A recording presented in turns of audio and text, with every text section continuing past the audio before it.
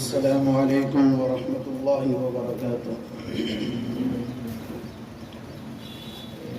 الحمد لله نحمده ونستعينه ونستغفره ونؤمن به ونتوكل عليه ونعوذ بالله من شرور أنفسنا ومن سيئات أعمالنا.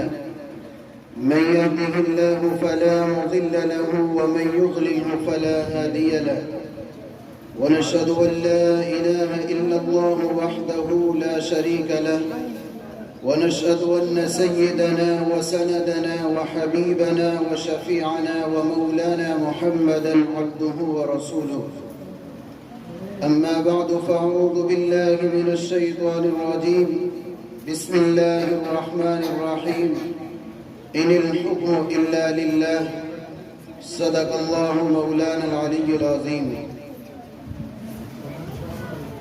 ہم نے ہر دور میں تقدیس رسالت کے لیے وقت کی تیز ہواؤں سے بغاوت کی ہے، توڑ کر سلسلہ رسم سیاست کا فسوق ایک فقط نام محمد سے محبت کی ہے۔ خوف و اندیشہ تقدیر و سزا رہنے دے، میرے ہونٹوں پہ صدا حق کی صدا رہنے دے۔ مالک روز مقافات کو راضی کر لے، حاکم وقت خفا ہے تو خفا رہنے دے۔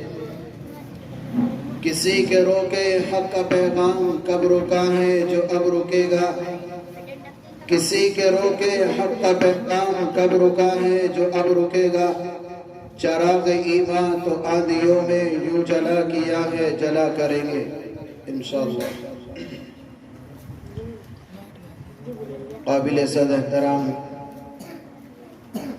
معزز و مکرم بزرگوں دینی بھائیوں، سب سے پہلے تو ہم رب تعالیٰ کا شکر ادا کرتے ہیں کہ اس نے ہمیں آج اپنے اکابر اور بزرگان دین کی تاریخ کو اور ان کی قربانیوں کو یاد کرنے کا موقع فراہم کیا ہے۔ اسی کے ساتھ ساتھ میں نہایت ہی ممنون مشکور ہوں استاد محترم جناب قاری عبدالجبار صاحب دامت برکاتہ العالیہ کا، جو کہ مدرسہ احدہ کے روح رواں ہیں، جنہوں نے مجھے تعلیم کے ابتدائی مرحلے میں اپنے نیک مشوروں اور اپنی قیمتی نصیحتوں کے ساتھ ساتھ تعلیم کا وہ جوہر مجھے پہنایا کہ ابتدائی تعلیم میں نے حضرت کے پاس حاصل کی ہے۔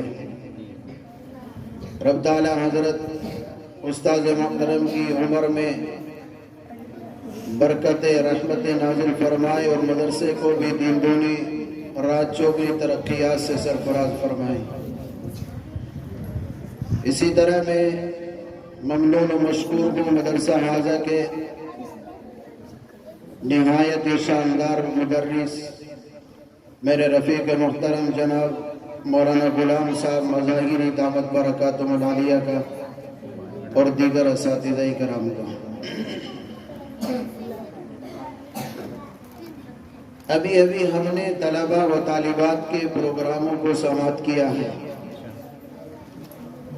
میں یہ بات آج کے تمام پروگراموں میں کہہ رہا ہوں،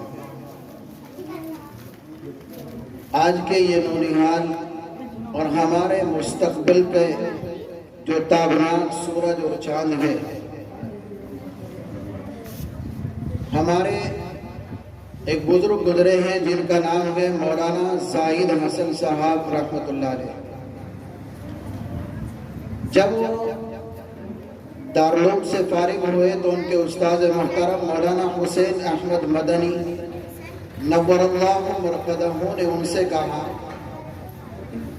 کہ زاہد آپ دارالعلوم کے اندر حدیث پڑھا لیجیے، لیکن وہ فارغ ہونے کے بعد جب ہمارے اس علاقے کے اندر آئے اور یہاں کی جو نوعیت اور جو حقیقت انہوں نے اپنی آنکھوں سے دیکھی وہ یہ تھی کہ پہاڑ کی چوٹی سے لگا کر اور اس کی بستی ادھر کانگلا دیہات تک، اس کے آخر تک، اس پوری پٹی کے اندر کوئی مدرسہ نہیں تھا جس میں قرآن و حدیث کی تعلیم دی جاتی ہو۔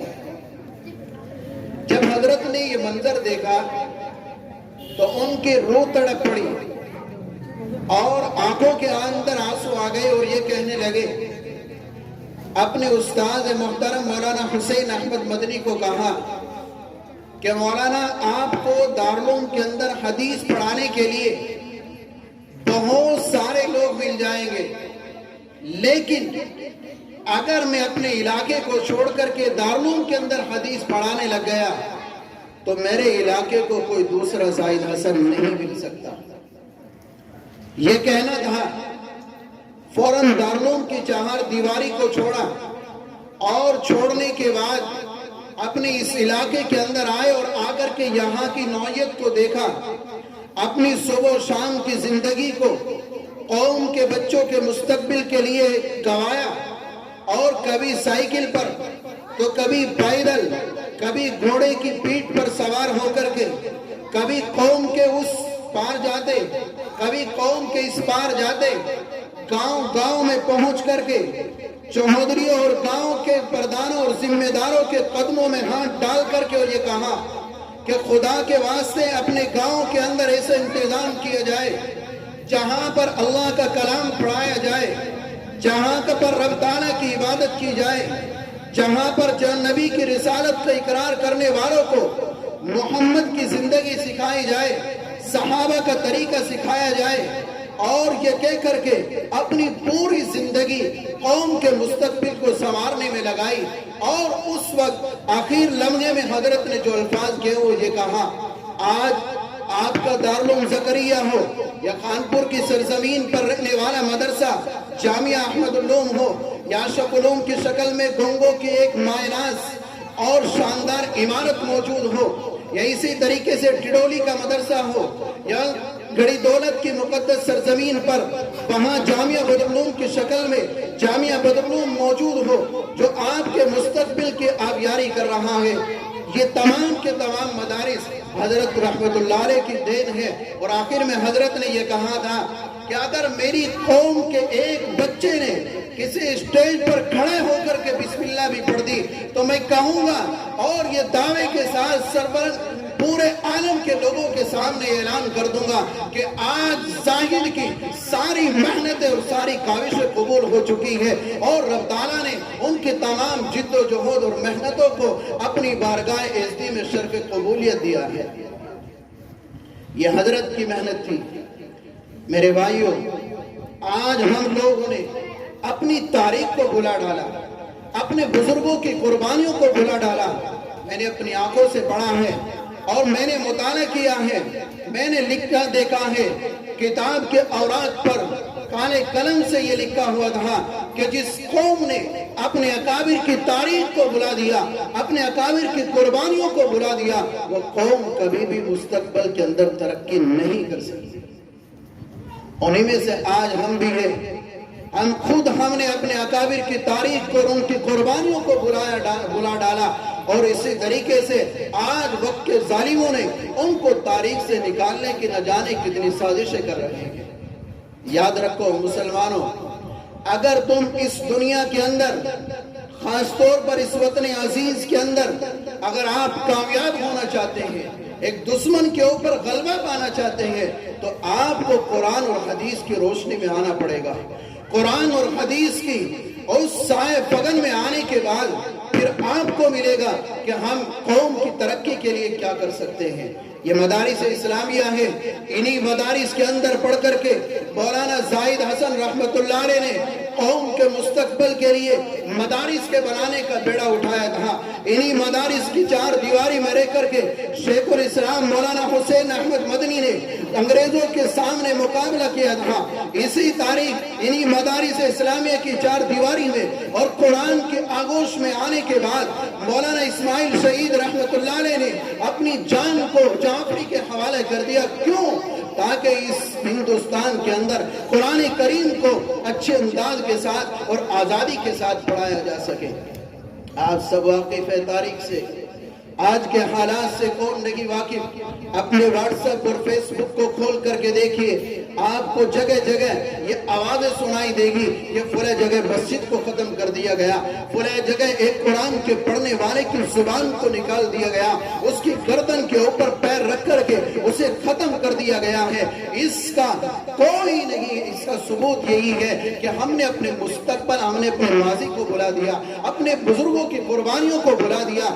اگر آج مسلمان، اور میں یہ دعوے کے ساتھ میں نے اپنے بڑوں سے سنا ہے کہ اگر مسلمان پورے طور پر شریعت اسلامیہ کے اوپر آ کر کے اپنی زندگی گزارے تو رب کعبہ کی قسم دنیا کی کوئی طاقت اس کا بال بیکا نہیں کر سکتی۔ بال بیکا تو دور کی بات ہے، کوئی آنکھ اٹھا کر کے ظالم کی ہمت یہ نہیں ہو سکتی کہ اسے آنکھ بھر کے دیکھ سکے۔